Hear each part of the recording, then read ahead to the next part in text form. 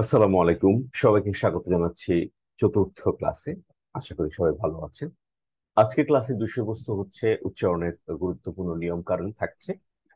যে উচ্চারণগুলো আহ, বরাবরের মতো আপনাদের কাছ থেকে আমি শুনবো এবং একটি কবিতা আবৃত্তি থাকবে। আপনাদের বেশ অনেকেই কবিতা আবৃত্তি পাঠিয়েছেন অ্যাসাইনমেন্ট হিসেবে, এগুলো আমি এখনো রেসপন্স করিনি, রেসপন্স করব।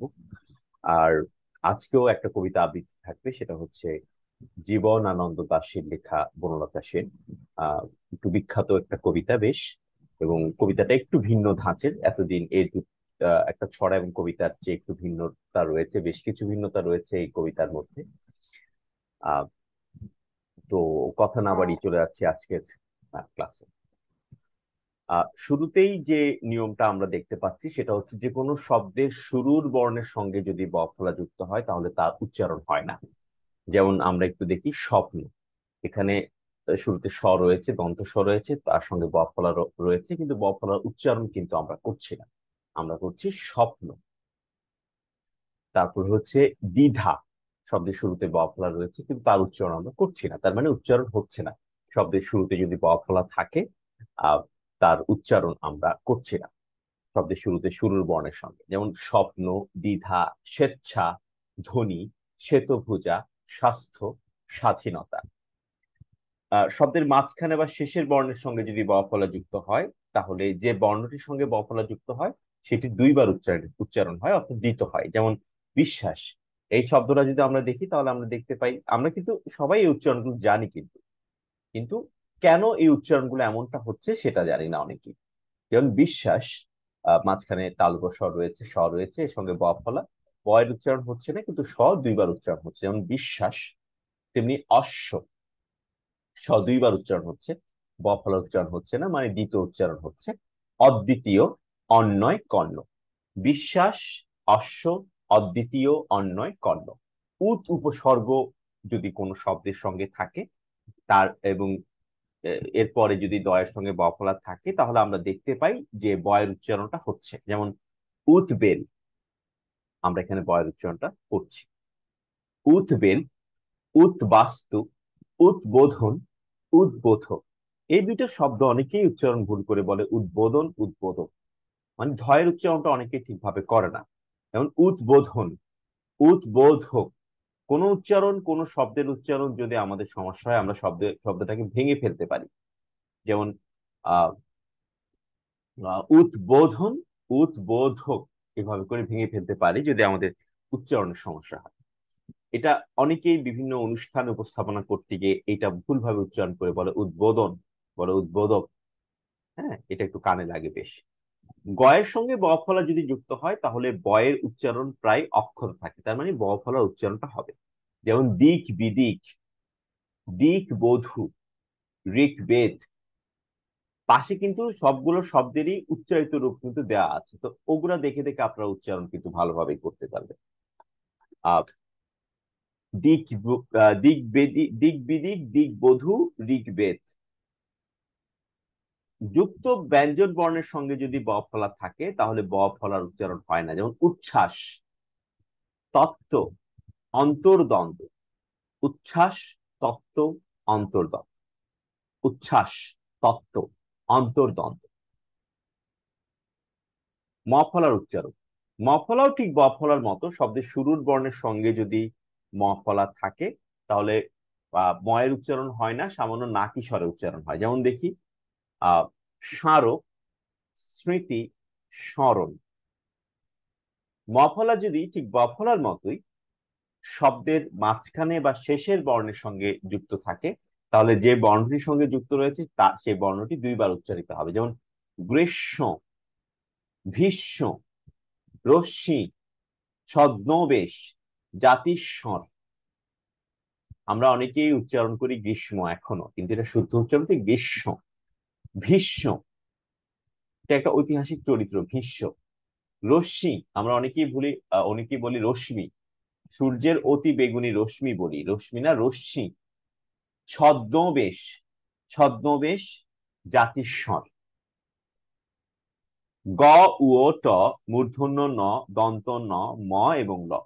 এই সাতটা বর্ণের সঙ্গে যদি ম ফলা যুক্ত হয় তাহলে ময়ের উচ্চারণটা হবে। যেমন জন্ম, যেমন বাক্মি, যুগ্ম, উন্মাদ। আমরা অনেকেই বলি যুগ্ন, আমরা বলি যুগ্ন সম্পাদক, যুগ্ন আহ্বায়ক, যুগ্ন বলি না, এটা শুদ্ধ উচ্চারণ হচ্ছে যুগ্ম। যুগ্ম। বাগ্মী মানে যে বাকপটু, যে অনেক বেশি ভালো কথা বলতে পারে, চতুর, খুব কথা বলতে পারে, বাগ্মী। বাগ্মী, হ্যাঁ, বাগ্মী না, বাগ্মী। আচ্ছা, উন্মাদ উচ্চারণ করতে গিয়ে অনেকে উচ্চারণ করে উম্মাদ। উম্মাদ না, উন্মাদ। আচ্ছা, এবার আসি, যুক্ত ব্যঞ্জন বর্ণের সঙ্গে যদি ম ফলা যুক্ত হয় তাহলে ম ফলার উচ্চারণটা হয় না। যেমন আমরা একটু দেখি, সংযুক্তি বর্ণটি সামান্য অনুনাসিক মানে কি, নাকি স্বরে উচ্চারণ হয়। যেমন লক্ষ্মী, লক্ষ্মী। লক্ষ্মীতে আমরা এটা একটা ক্ষীয়, আমরা এটাকে ক্ষীয় বলি সংক্ষেপে, কিন্তু এটা কয়ে মূর্ধন্য শয়ে ক্ষীয়। এটার নাম হচ্ছে, এটা যুক্ত বর্ণটি হচ্ছে কয়ে মূর্ধন্য শয়ে ক্ষীয়, মানে কয়ের সঙ্গে মূর্ধন্য শয়ের যুক্ত, যুক্ত অবস্থায় আছে, যোগ আছে, হ্যাঁ, যুক্ত অবস্থায় আছে। এর সঙ্গে নিচে যেটা সেটা হচ্ছে ম ফলা। তার মানে এখানে যদি ম ফলা থাকে তাহলে তার উচ্চারণটা একটু নাকি স্বর হবে। যেমন লক্ষ্মী, লক্ষণ, সূক্ষ্ম, সূক্ষ্ম তো নয়, যক্ষা, যক্ষা। লক্ষ্মী, লক্ষণ, যক্ষা। কিছু শব্দ আছে যারা নিয়মের বাইরে কাজ করে, যেমন উষ্মা, জ্যোতিষ্মান, কাশ্মীর, চক্ষুষ্মান। উষ্মা, জ্যোতিষ্মান, কাশ্মীর, চক্ষুষ্মান। আমরা এর আগে আহ বিউভলের আহ্বান টাং টুইস্টারটা পড়েছিলাম না? ওটা নিয়ে অনেকের একটু কনফিউশন ছিল, অনেকে আবার আমার কাছ থেকে জেনে নিয়েছে যে কেন, কোন নিয়মের কারণে এমনটা হচ্ছে, সেই নিয়মটা নিয়ে আলোচনা করছি। হয়ের সঙ্গে যদি ব যুক্ত থাকে তাহলে হয়ে ব, মানে হয় ব এর পরিবর্তে ওভা উচ্চারণ হবে। যেমন আহ্বান, হ এবং ব কিন্তু উচ্চারণই হচ্ছে না টোটালি। আহ্বান, গহ্বর, আহ্বায়ক, আহ্বান, গহ্বর, আহ্বায়ক। হ যোগ ব মানে হয় ব, এর আগে যদি ইকার থাকে তাহলে হয় ব এর পরিবর্তে উচ্চারিত হবে উভ, মানে হর্ষ উ ভ। যেমন জিহ্বা, জিহ্বা, বিউভল, জিহ্বা না কিন্তু, বা জিহ্বা না, জিহ্বা, বিউভল, জিহ্বার ব্যায়াম, বিউভল, বিউভল, হ্যাঁ, বিউভলের আহ্বান যেটা আমরা পড়েছিলাম, বিউভল। এই হচ্ছে গিয়ে আমাদের আজকের উচ্চারণ। আজকে উচ্চারণগুলো একটু ভিন্ন, তাই আপনারা, আমি যখন কারো পড়া নেবো তখন আপনারা একটু নিজেরা নিজেরা চর্চা করবেন যাতে উচ্চারণগুলো ভালোভাবে শোনাতে পারে। এবার চলে যাচ্ছি কবিতা আবৃত্তি।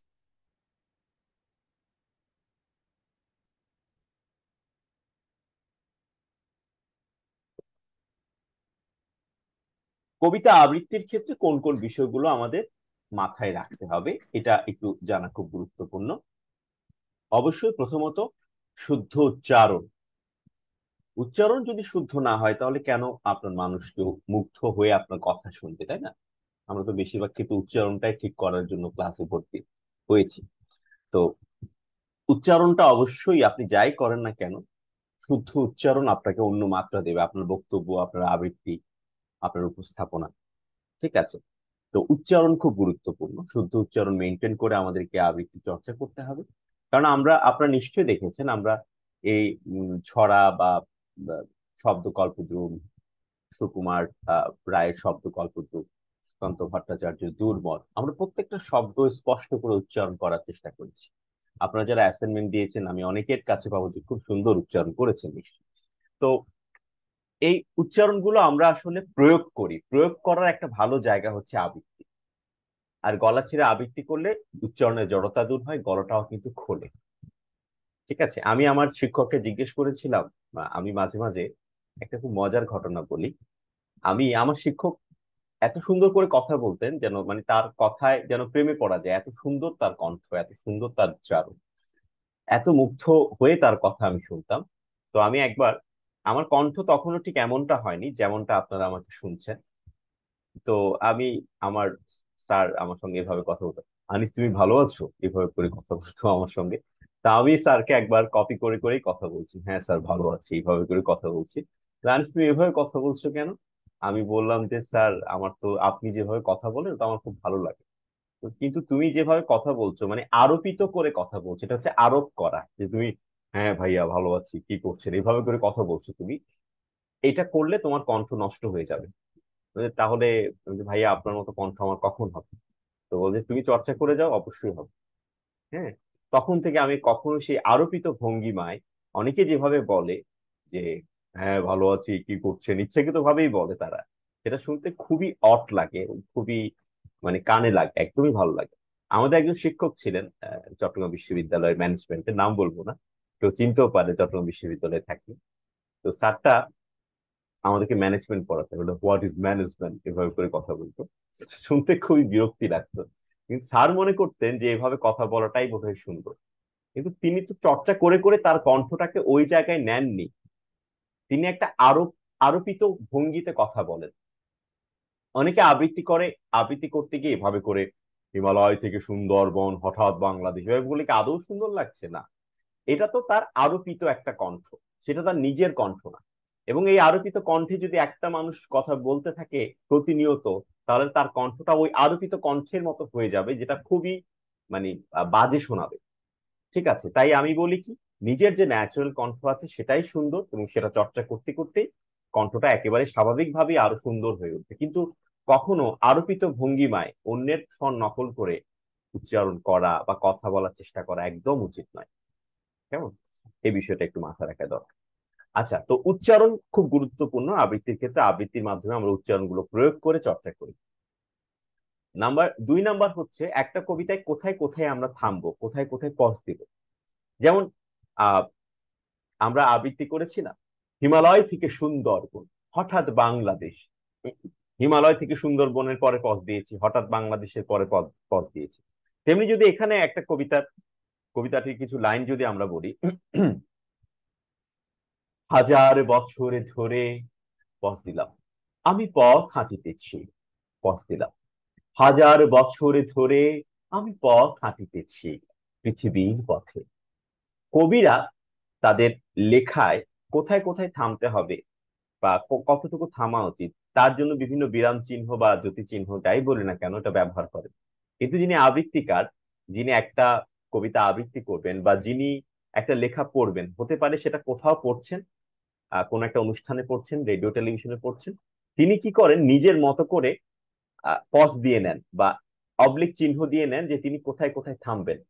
কবিরা কমা, দাড়ি, রেফ, কোলন, সেমিকোলন ইচ্ছা মতো ব্যবহার করেন, তাই না, নিজেদের প্রয়োজন। কিন্তু আবৃত্তিকাররা তার উপরেও ব্যবহার করেন। কেন? কারণ যেন প্রত্যেকটা বাক্য স্পষ্ট করে সুন্দরভাবে গুছিয়ে বলা যায়। আমরা পজ কেন দিই, বিরতি কেন দিই? বিরতি এই কারণে দিই, কারণ হচ্ছে কি একটা লেখা বা একটা কথা, একটা বক্তব্য যাই হোক না কেন, যেন সেটা গুছিয়ে উপস্থাপন করা যায় এবং সেটা সুন্দরভাবে উপস্থাপন করা যায়। আমি যদি বলি হাজার বছর ধরে আমি পথ হাঁটিতেছি পৃথিবীর পথে, এটা রিডিং পড়া হচ্ছে। আমি যদি বলি হাজার বছর ধরে আমি পথ হাঁটিতেছি পৃথিবীর পথে, তাহলে এটা আরো বেশি শ্রুতি মধুর লাগছে। এই কারণে যে কোনো বাক্য একটু পজ দিয়ে, কোথায় কোথায় পজ দিয়ে, এটা যদি ঠিক করে না হয় তাহলে সুন্দর লাগে শুনতে, এবং সেটা শ্রোতাদের কাছে আরো অনেক বেশি গ্রহণযোগ্য হয় এবং শুনতে অনেক বেশি ভালো লাগে। রিডিং পড়া আর আবৃত্তি করা এক জিনিস নয়। একটা কবিতা পড়ার সময় সবার যে সমস্যাটা হয় যে স্যার, আহ, ধরেন এই জীবনানন্দ দাশের কবিতা আমি কিভাবে বুঝবো যে এটা আমার কিভাবে পড়া উচিত বা কোন আবেগে পড়া উচিত? এটাকে বলা হয় রস। আমরা আগামী ষষ্ঠ ক্লাসে সম্ভবত আমরা কাব্যতত্ত্বের 9টি রস নিয়ে পড়বো। ধরা যাক একটা দুঃখের কবিতা, আপনি কি সেটা হেসে হেসে আবৃত্তি করবেন? তা তো নিশ্চয়ই নয়। ঠিক আছে, একটা শোকের কবিতা, যে কবিতায় একজন মানুষ মারা গিয়েছে তার কথা বলা হচ্ছে, আপনি কি সেই কবিতায় হাসি হাসি মানে হেসে হেসে আবৃত্তি করবেন?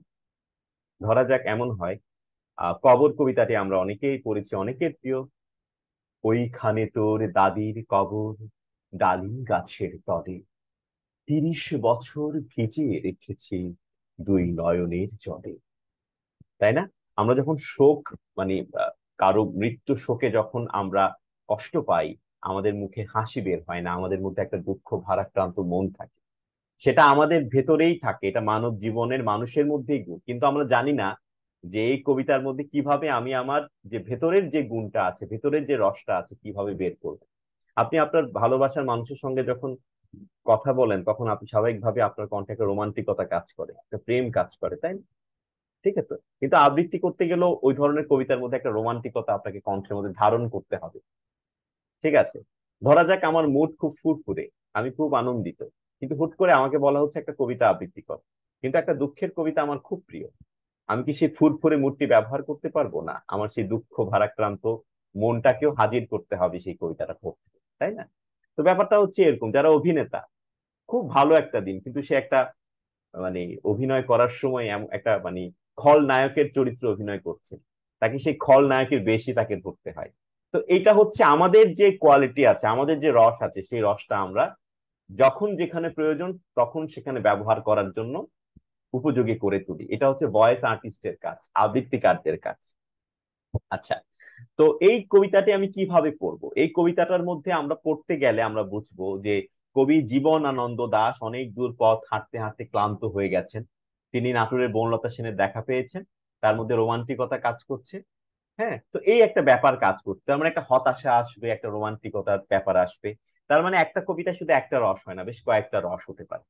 সেখানের মধ্যে দুঃখ থাকতে পারে, হতাশা থাকতে পারে, প্রেম থাকতে পারে, আনন্দও থাকতে পারে। তো এই হচ্ছে কি বিষয়। আর আর স্বর, আমাদের স্বর একটা কবিতায় কিন্তু আমি যদি এভাবে করি, হাজার বছর ধরে আমি পথ হাঁটিতেছি পৃথিবীর পথে, তখন সবাই আমাকে বলছেন আপনি তো রিডিং করছেন, এটা তো আবৃত্তি হচ্ছে না। আসলেই হচ্ছে না, কারণ আবৃত্তি করা আর রিডিং করা পার্থক্য রয়েছে। আবৃত্তি জিনিসটা কি? আবৃত্তি হচ্ছে যে কোনো কবিতা মুখস্থ করা, আমাদের স্মৃতি থেকে যখন আমরা সেটা পাঠ করি, মানে স্মৃতি থেকে মুখস্থ করে যখন আমরা কোনো কিছু বলি সেটা হয় আবৃত্তি। আর যখন আমরা দেখে দেখে পড়ি সেটা হয় পাঠ। আর আবৃত্তি যখন আমরা করি তখন শব্দের শুদ্ধ উচ্চারণ ঠিকঠাক রাখার চেষ্টা করি, রস মানে কবিতার ভাব বা আবেগটা ঠিক রাখার চেষ্টা করি, স্বরের উত্থান পতন করার চেষ্টা করি প্রয়োজনে, যতখানি প্রয়োজন।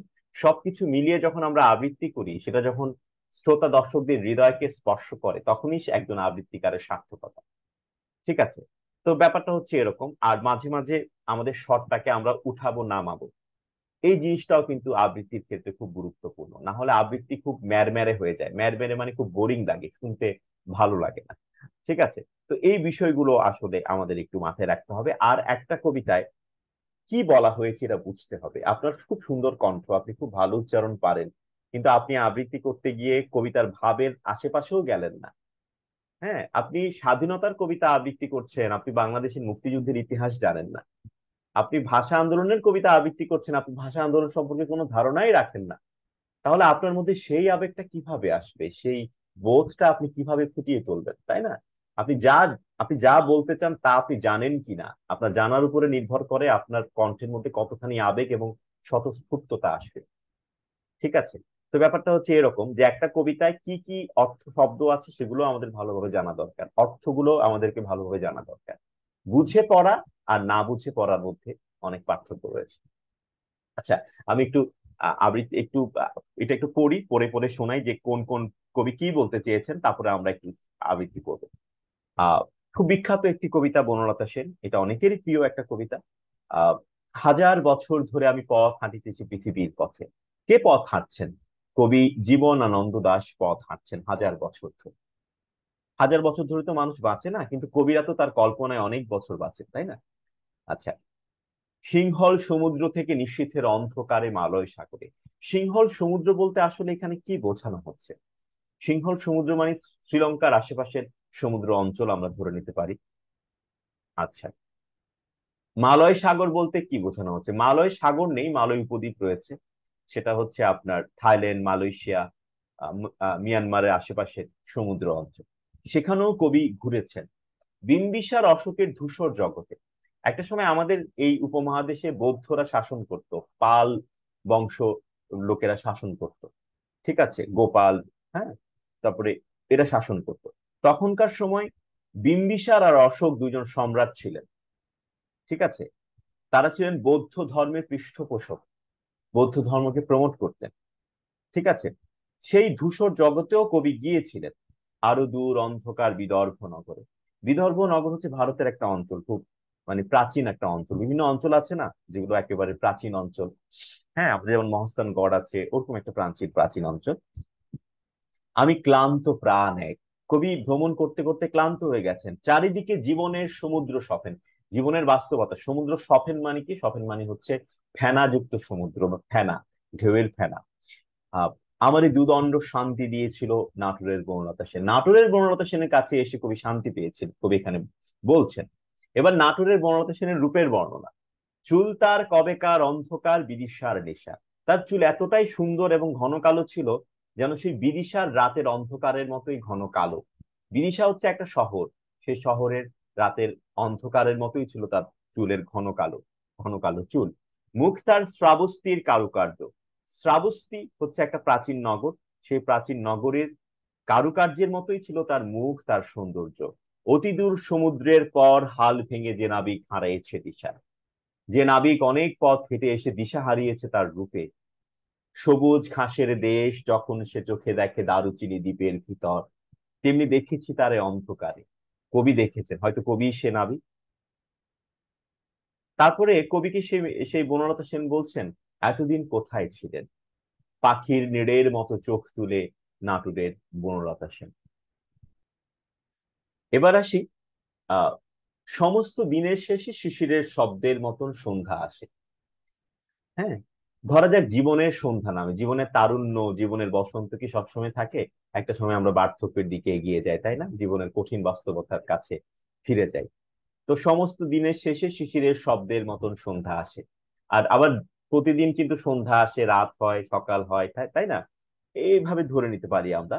ডানার রৌদ্রের গন্ধ মুছে ফেলে চিল, পৃথিবীর সব রং নিভে গেলে পাণ্ডুলিপি করে আয়োজন। তখন গল্পের তরে জোনাকির রঙে ঝিলমিল। যখন সব রং নিভে যায়, তখন কবি তার পাণ্ডুলিপি খুলে বসেন। পাণ্ডুলিপি জিনিসটা কি? পাণ্ডুলিপি হচ্ছে কোন একজন লেখক চূড়ান্ত ভাবে কোন একটা লেখা প্রকাশ করবার আগে যে পাণ্ডুলিপি তৈরি করেন, যে পাণ্ডুলিপিটা তিনি প্রকাশককে দেন, প্রকাশকটা সেই পাণ্ডুলিপির ভিত্তি করে বইটা ছাপায়, সেটাই পাণ্ডুলিপি। পৃথিবীর সব রং নিভে গেলে পাণ্ডুলিপি করে আয়োজন, সেই পাণ্ডুলিপি করে আয়োজন মানে কবি তার পাণ্ডুলিপি খুলে বসেন কবিতা লিখবেন বলে। তখন গল্পের তরে জোনাকির রঙে ঝিলমিল, সব পাখি ঘরে আসে, সব নদী। একটা সময় সব পাখি ঘরে আসে, সব নদীও ঘরে ফেরে। এ জীবন ফুরায়, এ জীবনের সব লেনদেন। একটা সময় জীবনের লেনদেন ফুরিয়ে যায়, পাখি শুধু অন্ধকার মুখোমুখি বসিবার। বনলতা সেন। কবি বনলতা সেনের প্রতি এতই মুগ্ধ হয়েছেন, তার প্রত্যেকটা চরে বনলতা সেনের কথাই, প্রত্যেকটা প্যারাই কবি বলেছেন। ঠিক আছে, একটা কবিতায়, বিশেষ করে জীবনানন্দ দাশের কবিতায় বোঝা যায় না স্ট্রেট কাট কবি কি বলতে চেয়েছেন, একটা রহস্য থাকে। কবিতা মানেই হচ্ছে একটা রহস্য। সেই রহস্যের কথা আমরা উপলব্ধি করতে পারি, কিন্তু বোঝা যাবে না কোথায় যেন একটা রহস্য লুকিয়ে আছে। ঠিক আছে, যেমন রবীন্দ্রনাথের একটা বিখ্যাত একটা গান আছে না, আহ কি যেন একটা গান, আমার ঠিক মনে পড়ছে না। সেই গানটিকে সবাই বলে যে এটা প্রেমের গান। না, এটা কিন্তু স্রষ্টার প্রতি ভক্তির গান। সবাই মনে করে প্রেমের গান। ঠিক আছে, তো মাঝে মাঝে তব দেখা পাই, চিরদিন কেন পাই না, এ সবাই মনে করে এটা প্রেমের গান, কিন্তু এটা স্রষ্টার কথাই বলা হয়েছে, স্রষ্টার দেখা আমরা পাই না। তো ব্যাপারটা হচ্ছে এরকম আর কি, একটা কবিতার মধ্যে অনেক রহস্য থাকে। এখন আর স্ট্রেট কাট, এখন কবি যারা কবিতা লেখেন তারা স্ট্রেট কাট বলে দেন যে এটা বোঝানো হয়েছে, কিন্তু আগের কবিতা কবির মধ্যে একটা রহস্য আছে, এবং রহস্যটাই আসলে মজা। তো যাই হোক, অনেক কথা বলেছি, আর বলবো না। এবার একটু আবৃত্তি করি, একটু শুনে। আবৃত্তি করছি কবি জীবনানন্দ দাশের লেখা কবিতা বনলতা সেন। শুরুতে হাজার বছর ধরে, এই লাইনটা কিভাবে পড়লে এই লাইনটার উপরে আমি যথার্থ বিচার করতে পারবো, মানে আমার কণ্ঠে সেই আবেগটা তুলে আনতে পারবো। হাজার বছর মানে অনেক বছর, কিভাবে করা যায়? হাজার বছর ধরে আমি পথ হাঁটিতেছি পৃথিবীর পথে, সিংহল সমুদ্র থেকে নিশীথের অন্ধকারে মালয় সাগরে। অনেক ঘুরেছি আমি বিম্বিসার অশোকের ধূসর জগতে, সেখানে ছিলাম আমি আরো দূর অন্ধকারে বিদর্ভ নগরে। আমি ক্লান্ত প্রাণ এক, চারিদিকে জীবনের সমুদ্র সফেন। আমার দুদণ্ড শান্তি দিয়েছিল নাটোরের বনলতা সেন। চুল তার কবেকার অন্ধকার বিদিশার নিশার, মুখ তার শ্রাবস্তির কারুকার্য। অতি দূর সমুদ্রের পর হাল ভেঙে যে নাবিক হারাইছে দিশা, সবুজ ঘাসের দেশ যখন সে চোখে দেখে দারুচিনি দ্বীপের ভিতর, তেমনি দেখেছি তারে অন্ধকারে। বলেছে সে, এতদিন কোথায় ছিলেন? পাখির নিড়ের মতো চোখ তুলে নাটোরের বনলতা সেন। সমস্ত দিনের শেষে শিশিরের শব্দের মতন সন্ধ্যা আসে। ডানার রৌদ্রের গন্ধ মুছে ফেলে চির। পৃথিবীর সব রং নিভে গেলে পাণ্ডুলিপি করে আয়োজন। তখন গল্পের তরে জোনাকির রঙে ঝিলমিল সব পাখি ঘরে আসে, সব নদী ফুরায় জীবনের সব লেনদেন। থাকে শুধু অন্ধকার, মুখোমুখি বসিবার বনলতা সেন। আসেন আমরা সবাই মিলে এটা একটু চর্চা করি। হাজার বছর ধরে, হাজার বছর ধরে আমি পথ হাঁটিতেছি আমি পথ হাঁটিতেছি পৃথিবীর পথে। পৃথিবীর পথে। সিংহল সমুদ্র থেকে, সিংহল সমুদ্র থেকে নিশীথের অন্ধকারে, নিশীথের অন্ধকারে মালয় সাগরে, মালয় সাগরে অনেক ঘুরেছি আমি। অনেক ঘুরেছি আমি বিম্বিসার অশোকের ধূসর জগতে। বিম্বিসার অশোকের ধূসর জগতে। সেখানে ছিলাম আমি, সেখানে ছিলাম আমি। আরো দূর অন্ধকারে বিদর্ভ নগরে। দূর অন্ধকারে বিদর্ভ নগরে আমি ক্লান্ত প্রাণ এক, আমি ক্লান্ত প্রাণে আমি ক্লান্ত প্রাণ এক। আমি ক্লান্ত প্রাণে চারিদিকে জীবনের সমুদ্র সফেন, চারিদিকে জীবনের সমুদ্র সফেন। আমারে দুদণ্ড শান্তি দিয়েছিল, আমারে দুদণ্ড শান্তি দিয়েছিল নাটোরের বনলতা সেন। নাটোরের বনলতা সেন। চুল তার কবেকার অন্ধকার বিদিশার নিশা, চুল তার কবেকার অন্ধকার বিদিশার নিশা। মুখে তার শ্রাবস্তির কারুকার্য, মুখে তার শ্রাবস্তির কারুকার্য। শ্রাবস্তি শ্রাবস্তি শ্রাবস্তি অতি দূর সমুদ্রের পর, অতি দূর সমুদ্রের পর হাল ভেঙে যে নাবিক হারাইছে দিশা, হাল ভেঙে যে নাবিক হারাইছে দিশা। সবুজ ঘাসের দেশ, সবুজ ঘাসের দেশ। যখন সে চোখে দেখে সে চোখে দেখে দ্বীপের ভিতর, দারুচিনি দ্বীপের ভিতর, তেমনি দেখেছি তারে অন্ধকারে। তেমনি দেখেছি তারে অন্ধকারে।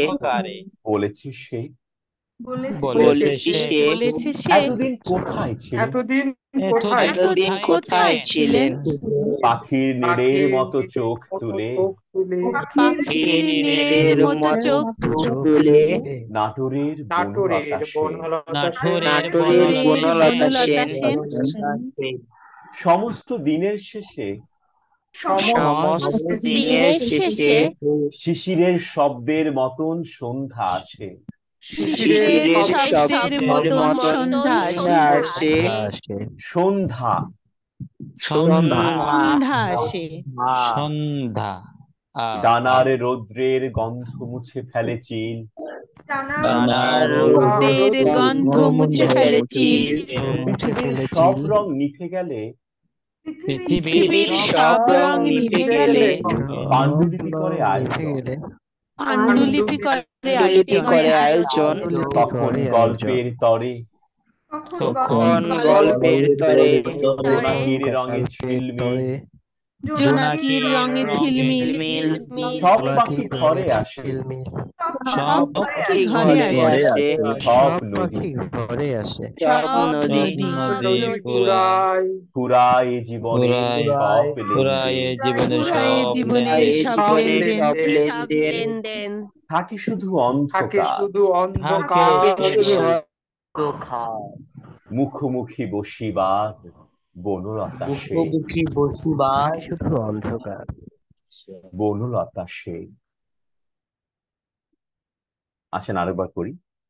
হাজার বছর ধরে হাজার বছর ধরে আমি পথ হাঁটিতেছি আমি পথ হাঁটিতেছি পৃথিবীর পথে, পৃথিবীর পথে, সিংহল সমুদ্র থেকে সিংহল সমুদ্র থেকে, নিশীথের অন্ধকারে মানস সাগরে, নিশীথের অন্ধকারে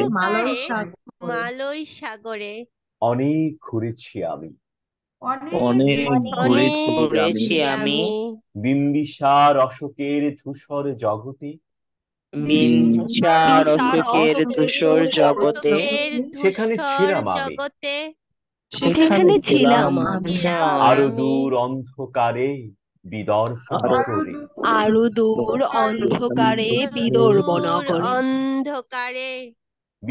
না বিদর্ভ, বিদর্ভ। বিদর্ভ নগরে, আমি ক্লান্ত প্রাণ এক, আমি ক্লান্ত প্রাণ এক, চারিদিকে জীবনের সমুদ্র সফেন, চারিদিকে জীবনের সমুদ্র সফেন, আমার এই দুদণ্ড শান্তি দিয়েছিল আমার এই দুদণ্ড শান্তি দিয়েছিল নাটোরের নাটোরের বনলতা সেন। বনলতা সেন। নাটোরের বনলতা সেন। চুল তার কবেকার অন্ধকার বিদিশার নিশা, চুল তার কবেকার অন্ধকার চার নিশা, মুখ তার শ্রাবস্তির কারুকার্য, মুখ তার শ্রাবস্তির কারুকার্য, অতি দূর সমুদ্রের পর অতি দূর সমুদ্রের পর হাল ভেঙে যে নাবিক হারাইছে দিশা, হাল ভেঙে যে নাবিক হারাইছে দিশা, সবুজ ঘাসের দেশ সবুজ ঘাসের দেশ, যখন সে চোখে দেখে যখন সে চোখে দেখে দারুচিনি দ্বীপের ভিতর, দারুচিনি দ্বীপের ভিতর, তেমনি দেখেছি তারে অন্ধকারে, তেমনি দেখেছি তারে অন্ধকারে, বলেছে সে বলেছে সে এতদিন কোথায় ছিলেন, এতদিন কোথায় ছিলেন, পাখির নীড়ের মতো চোখ তুলে, কোথায় ছিলেন, পাখির নীড়ের মতো চোখ তুলে, নাটোরের বনলতা সেন। নাটোরের বনলতা সেন। সমস্ত দিনের শেষে সমস্ত দিনের শেষে শিশিরের শব্দের মতন সন্ধ্যা আসে, সে শব্দের মতো সন্ধ্যা আসে, ডানার রৌদ্রের গন্ধ মুছে ফেলে চিল, রৌদ্রের গন্ধ মুছে ফেলে চিল, পৃথিবীর সব রং নিভে গেলে পৃথিবীর সব রং নিভে গেলে পাণ্ডুলিপি করে আয়োজন, পাণ্ডুলিপি করে গল্পের তরে তখন গল্পের তরে জোনাকির রঙে ঝিলমিল, জোনাকির রঙে ঝিলমিল, সব পাখি ঘরে আসে, সব ঘরে আসে, সব নদী সব নদী ফুরায় জীবনের সব লেনদেন, জীবনের সব লেনদেন, থাকে শুধু অন্ধকার, থাকে শুধু অন্ধকার, মুখোমুখি বসিবার বনলতা সেন। মুখোমুখি বসিবার বনলতা সেন। হ্যাঁ, এই লতা কবিতাটা সেন। একটু ভালো করে চর্চা করে আমাকে পাঠাবেন, ঠিক আছে? জি স্যার। এবার আজকের যে শব্দের যে আজকে এই কবিতাটা কিন্তু বেশ চর্চা করেই পাঠাতে হবে, এটা কিন্তু বাকি দুটোর মতো না, ঠিক আছে? একটু ভিন্ন আছে। হ্যাঁ, আচ্ছা। এবার আজকের যে আহ উচ্চারণ গুলো আমি একে একে শুনে নেবো আপনাদের কাছ থেকে, স্বপ্ন, দ্বিধা, স্বেচ্ছা থেকে। মঞ্জুর এলাহি, মঞ্জুর এলাহি, মঞ্জুর এলাহি। জি, আসসালামু আলাইকুম। হ্যাঁ, আপনি সব স্বপ্ন, দ্বিধা, স্বেচ্ছা থেকে উচ্চারণগুলো একে একে করে যান।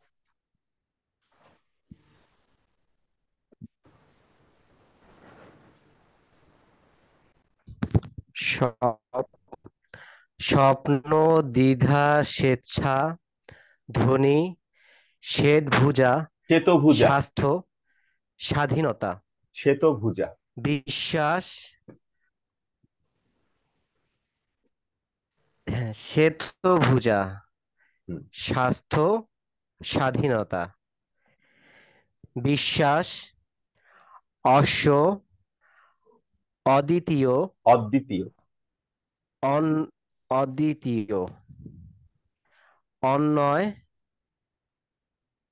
কর্ণ, কর্ণ, জি, উদ্বেল, উদ্ভাস্তু, উদ্বাস্তু, উদ্ভাস্তু না, না, উদ্বাস্তু, উদ্বাস্তু, উদ্বাস্তু, উদ্বোধন, উদ্বোধক, উচ্ছ্বাস, দিক বিদিক বলেননি, তত্ত্ব, দিক বিদিক বলেন।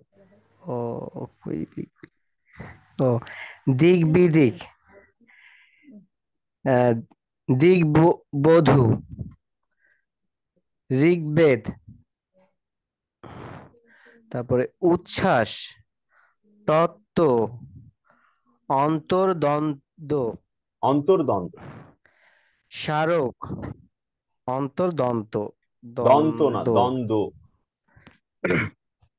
দ্বন্দ্ব, জি, স্মারক, স্মৃতি, সারণ, স্মরণ, স্মরণ, গ্রীষ্ম, স্মরণ, গ্রীষ্ম, ভীষ্ম, রশ্মি, ছদ্মবেশ, জাতিস্বর,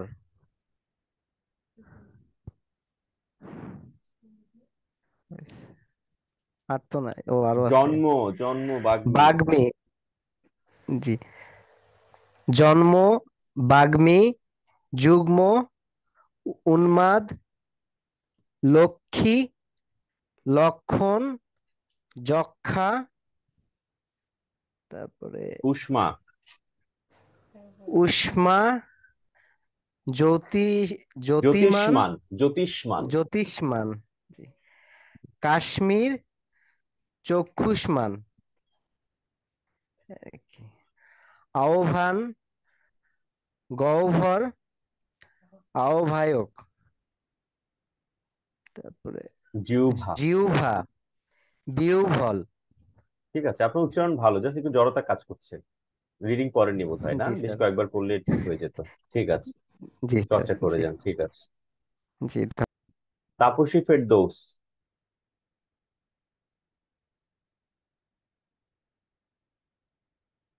আনমিউট করেন, মিউট করা আছে। আসসালামু আলাইকুম। ওয়ালাইকুম আসসালাম, জি সম্ভব। জি স্যার, জি স্যার, এক মিনিট এক মিনিট, আবার বেরো কই।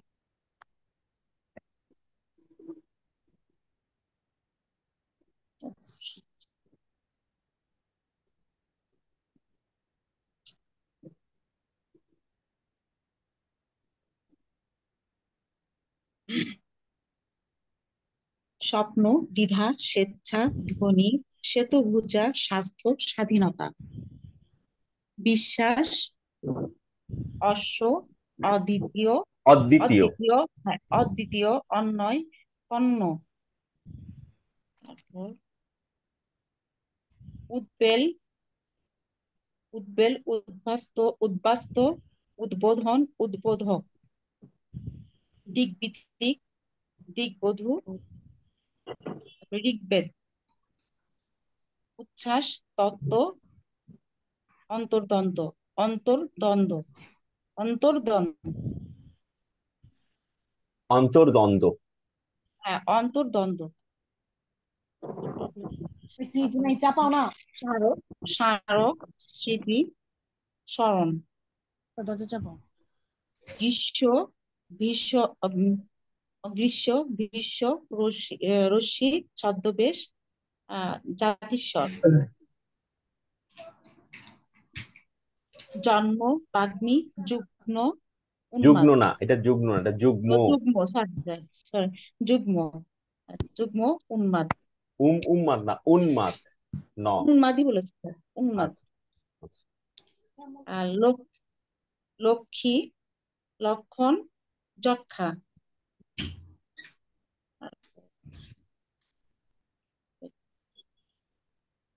আচ্ছা, উষ্মা, উষ্মা, জ্যোতিষ্মান, কাশ্মীর, চক্ষুষ্মান, চক্ষুষ্মান। হ্যাঁ চক্ষুষ্মানই বলেছে। আহ্বান, গহ্বর, আহ্বায়ক, জিহ্বা, বিহ্বল। ঠিক আছে তাপসী ফেরদৌস, ভালো হয়েছে, একটু চর্চা করেন। হ্যাঁ ঠিক আছে। আসাদুজ্জামান। আসসালামু আলাইকুম। ওয়ালাইকুম আসসালাম।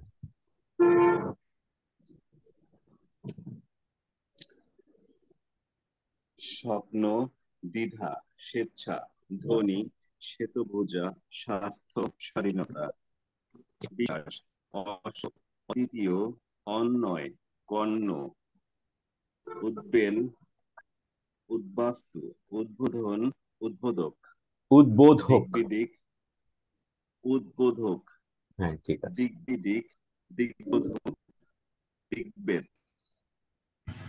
উচ্ছ্বাস, তত্ত্ব, অন্ধ,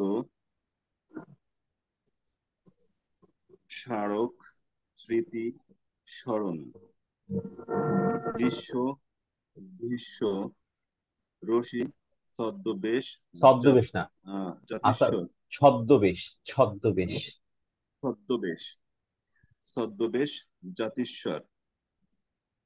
নেক্সট, জন্ম, বাগ্মী, যুগ্ম, উন্মাদ, লক্ষ্মী, লক্ষণ, যক্ষা,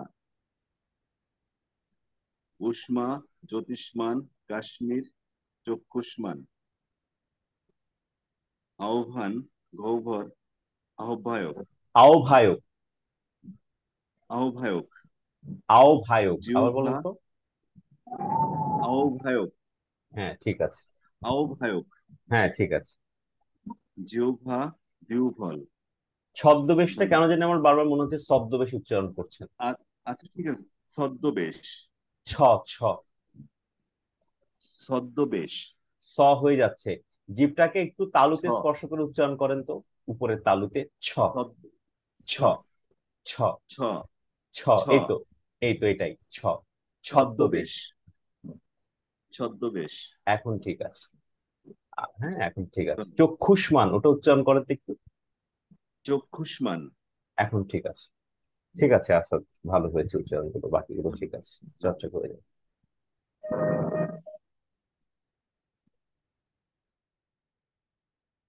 মারুফা, মারুফা, মারুফা। আসসালামু আলাইকুম। হ্যাঁ ওয়ালাইকুম আসসালাম।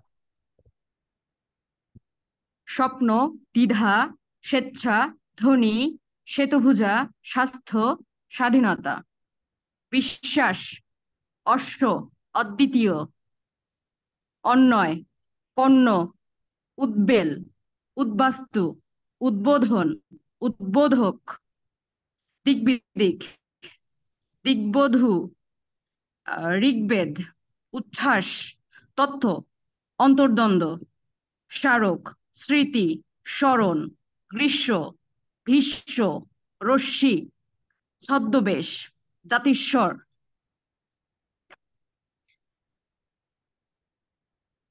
জন্ম, বাগ্মী, যুগ্ম, উন্মাদ, লক্ষ্মী, লক্ষণ, যক্ষা, উষ্মা, জ্যোতিষ্মান, কাশ্মীর, চক্ষুষ্মান, আহ্বান, গহ্বর, আহ্বায়ক, জিহ্বা, পিউভল। বাহ, খুব ভালো হয়েছে, সব ঠিকঠাক আছে। চর্চা করেন বাড়িতে মারুফা? হ্যাঁ, মোটামুটি করা হয়। মোটামুটি না, একটু বেশি করে করেন, যাতে 2.5 মাস পর মনে খুবই হয় না আমি অলস, কিছু শিখতে পারলাম। স্কুল, ঠিক প্রাইভেট আছে। কোচিং থাকে তো। আচ্ছা, আমি তো ব্যস্ত, তো আমিও থাকি, যতই ব্যস্ত থাকুক না কেন নিজের ভালোবাসার কাজের জন্য আমি সময় বরাদ্দ রাখি। ঠিক আছে, তখনই হ্যাঁ, হবে কি স্কিল গুলো ডেভেলপ প্লাস করবে। পার্ট টাইম জব করি তো, প্লাস অনেক বুঝতে পারছি। চাকরির মধ্যে হ্যাঁ, থাকি। ঠিক আছে, আচ্ছা, তবুও তার চর্চা মধ্যে এটা করবেন। অনেক প্রয়োজনীয়। একদম একদম ঠিক আছে। হ্যাঁ, আচ্ছা স্যার, আল্লাহ হাফেজ।